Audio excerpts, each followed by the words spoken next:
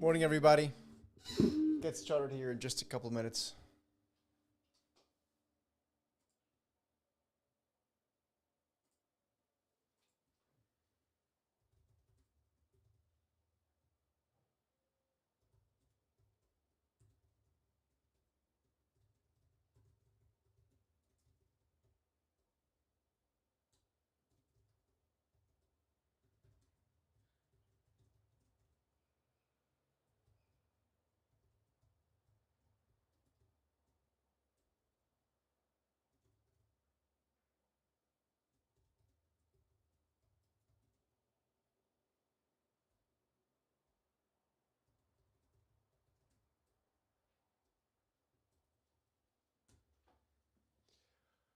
All right. Oh, gosh.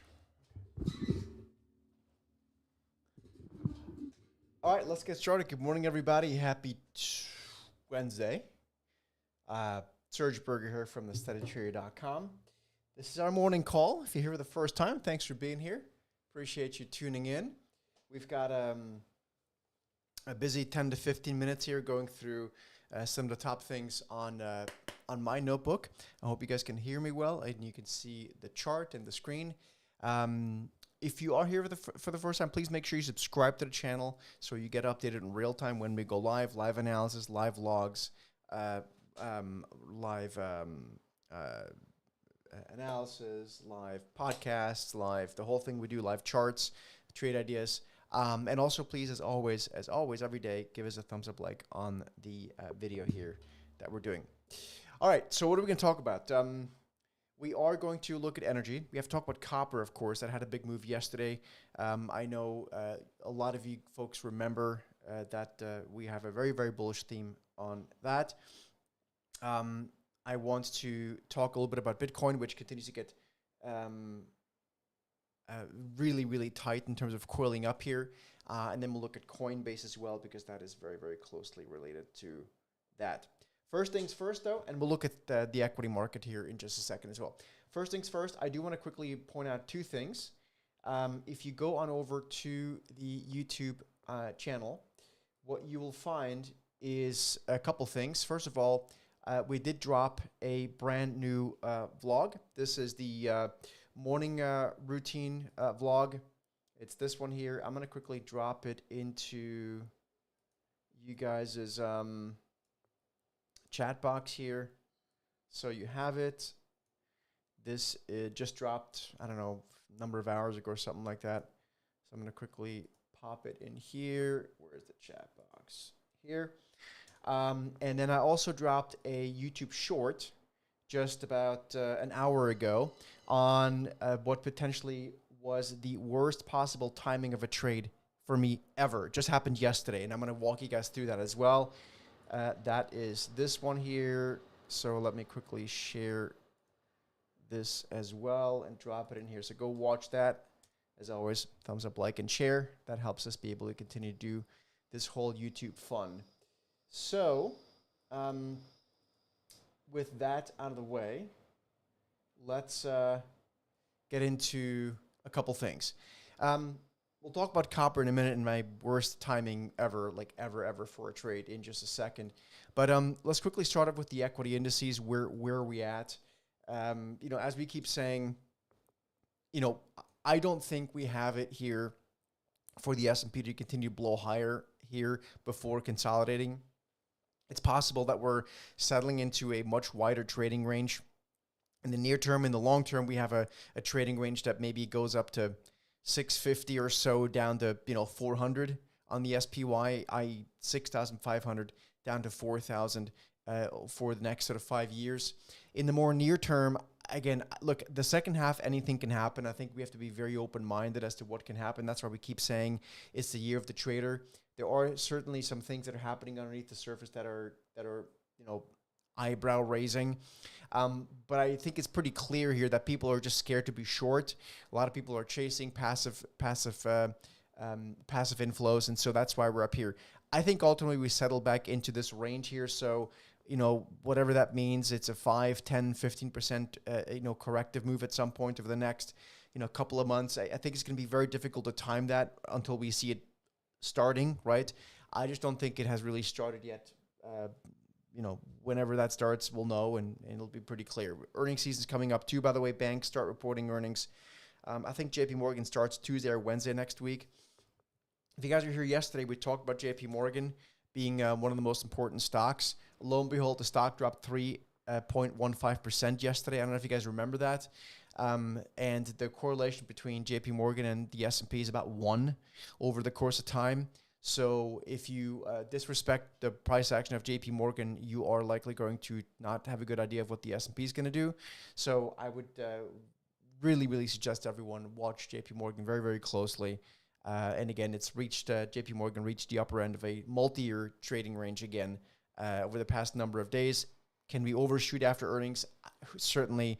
I wouldn't trade, or I typically do a trade after earnings on JP Morgan. So once they've reported numbers next week, Tuesday or Wednesday, whenever it is. Let's actually quickly check when that is. When is JP Morgan reporting earnings? They are reporting earnings on Wednesday, so on Tuesday, July 15th. Next week is when they are going to be reporting earnings. So basically, Tuesday we'll see how the stock reacts. I typically do, like I said, a trade after earnings. I don't know what direction that is this week, this year, this quarter, but I'll update you guys on that next week. Let's see here. Next thing I want to do is I want to quickly talk about copper. Now, for those of you guys that are members of Heatseeker, maybe even ETF Silo Pro, you know that we have a very, very, very bullish view on copper. Now, copper has a massive tailwind from a really structural perspective. We have, a crazy amount of global demand for copper, and the tariff news clearly doesn't help. It doesn't make it any, helps the price go higher. So I'm going to show you guys the chart that we now have on a weekly basis. Let me quickly get to this. This here is the weekly chart of copper. Now, this is a multi-year chart. If you look at the y-axis, which is the bottom here, x-axis at the bottom, you can see the years, and you can see that if this breakout holds, and that's a big if, it's only Wednesday morning now, right? But if this breakout holds, we will have scored a significant breakout on a weekly basis. It's Wednesday morning. The week is not over, right? So don't go out there and leverage your house on betting on copper, but this is a good start. Maybe it has to back and fill. These things tend to be volatile. They're commodities, but that's a big move. Now, here is what I did yesterday. And that's why it's the worst trade, I think the worst timed trade I've ever done. So I personally am long copper in various ways. And what I did about a week ago is I added back my copper futures position. So that's this. And I added a whole bunch of futures because I wanted to leverage my long copper bet. I didn't sell my sort of core allocation to copper, which is through ETFs and stuff like that. But I added some leverage. Now, yesterday and I can show you guys this here. Yesterday at about 11:15 or so, or 11:30 a.m. Eastern yesterday, I went ahead and I closed that position. Lo and behold, and I had to go to a lunch meeting, okay? And I closed it because the dollar began to rally, and we've talked about the dollar here for the past week and a half, and I thought that, copper's not ready to go. So I closed my leverage part of the position. And we ended up getting a buy signal at about half an hour later. And again, I was at a lunch meeting, so I didn't see it. Didn't want to see it because I'm at a lunch meeting. And that momentum buy signal ultimately produced the largest one-day rally in copper ever. Going back to 1968, I think, is when the Dow Jones tracked it back to. So worst timed trade ever on my part to get out of my long copper futures. Again, it's just the leveraged part. I still own copper, so that's fine, but it was unbelievably frustrating to then get that headline during my lunch meeting, by the way, or the tail end of it, that copper had just popped, hugely on the back, of course, of Trump's tariff news on that. So much for me timing stuff well. At least that one was an absolute disaster. Again, wasn't like a loss or anything, but it just was a really, really, crappy trade timing for me to have closed that. I have, so added a little bit of copper futures back on this morning. So there's your classic sell low and buy high thing. But I'm at this point I'm just seeing if the momentum can sustain. So I don't know if any of you guys ever had something similar happen to you, or if I'm the only idiot stupid enough to do something like this. Of course, I couldn't foresee Trump talking about 50% tariffs on copper. But the point of the story also is, though, that it's that's why I stagger. That's why I always make such a big deal. And I know most people tend to ignore what I say here. Even right now, most of you probably don't give a shit about this. But that's why I say it's so important to have a trading account and an investing account separately, and have those positions separately, right? Because if you trade your trading account like your investing account, or vice versa, like if I would have done that, I would have totally missed out on the entire trade. But because I have investments, like multi-quarter, multi-year positions in copper through ETFs and stuff, but in the trading account, I just had a trade, right? I still managed to participate in that, right? So, most people are going to do very poorly over the next probably 5 years because they're not diversified. And I've been saying this now for a long time. I keep hearing the same story from people, and probably many people here too, that all they're doing is chasing the Max 7 stocks and they're not diversified. I think people are going to look back at the end of the year, in 2 years, and 3 years, and 5 years, and they're going to realize that they've been missing out on a massive amount of opportunity. Copper is just one little opportunity. Well, it's a massive opportunity, but just one example of all of that. So anyway, there goes my inability to time copper. But again, luckily, I have a long-term view, so I was still able to take part of that, just not from a trading perspective. So anyway, a little bit of mea culpa. Hopefully if you guys like this kind of stuff, let me know. I'm about being transparent about how things go. Again, I made a YouTube short on this as well. If you'd rather not hear about this kind of stuff, let us know as well. I want to make sure we give you guys value. The other thing I want to talk about quickly is energy. We did have, in part because of the copper move yesterday, a decent move in the energy sector on our Market Rover. For those of you guys that are Market Rover users, you will notice that the Market Rover now has energy stocks, the XLE sector ETF, up about 2.7% yesterday. And the energy sector is slowly getting better. It's not yet in a bullish trend. It's nowhere near in a bullish trend, but it's no longer in a totally bearish trend, right? So we are starting to get to the point where energy, copper's on my mind, where energy is starting to get better, right, at the margin. I bought a stock called Valero Energy a few days ago. I bought options. In fact, I can tell you guys quickly what I did. I bought September 145 calls. Yeah. So I'm long the September 145 call options on Valero. That one's, and again, this is an energy stock, and the trade and Valero has, and this is important, right?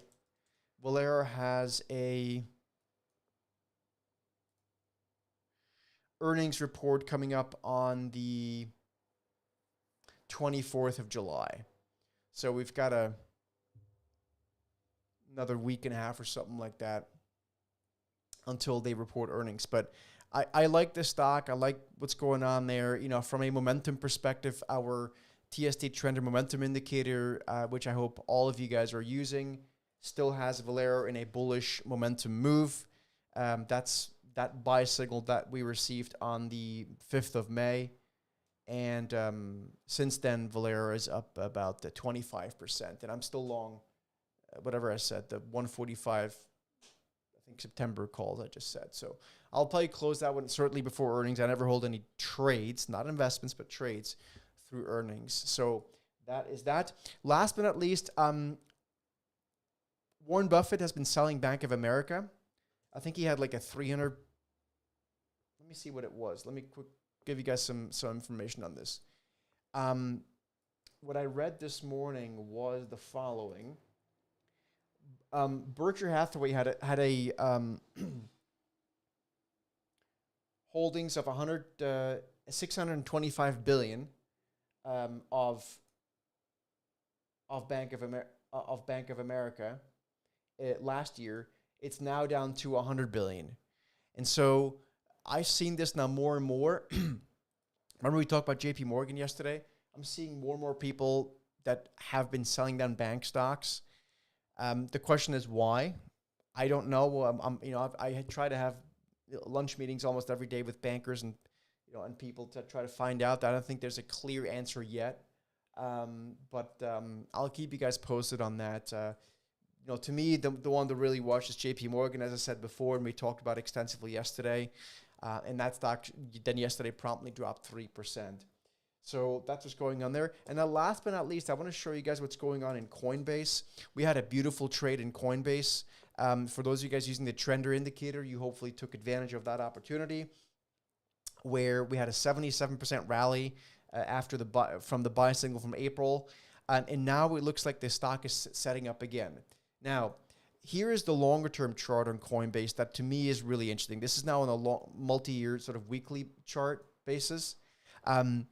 What I think could happen at this point, it probably has to happen with Bitcoin breaking out, but the stock could easily turn into a beast. So I've got alerts set up everywhere. But again, what we likely need to happen is we likely need to see Bitcoin actually break out. And so this is what's going on here in Bitcoin. It's absolutely coiling up. This is the weekly chart.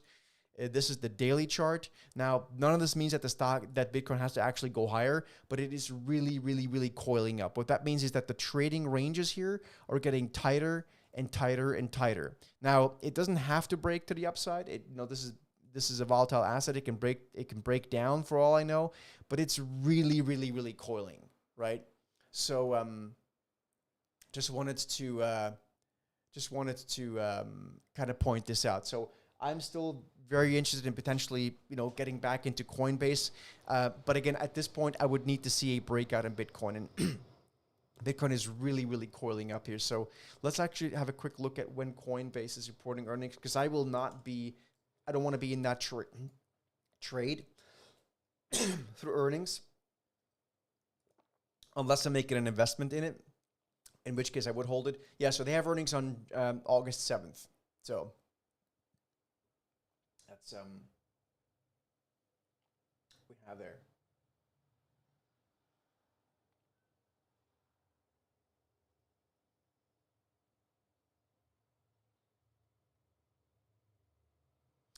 All right, guys, that's all I got. We'll leave it at this, and we'll see you back here. It looks like my image changed. We'll see you back here tomorrow morning for Thursday, and